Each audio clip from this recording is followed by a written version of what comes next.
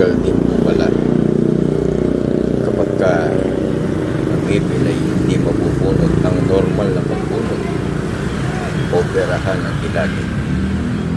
May 2 oras po akong nagpuntay sa lugar nito dahil yung nagkakaproblema sa ngipin hindi mabunot ng normal na bunot, operahan ang kilagin.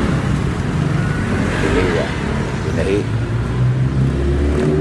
Pagkatapos ng 1 linggo pang gagamot, bumalik kami sa araw na ito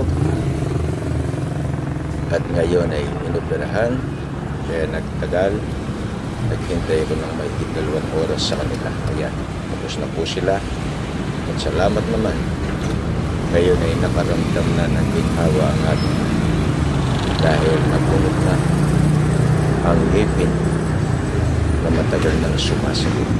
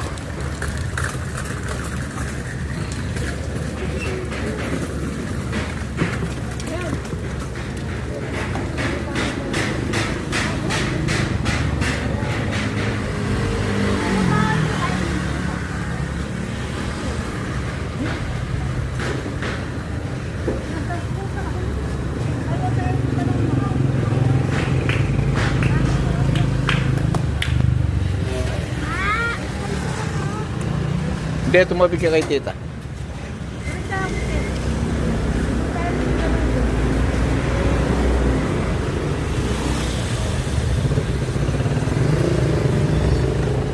May naos si Kaya. Naus ke? Kamay. Oh. Sabi ko ita maitapa makauli. Wala ko nang mandagit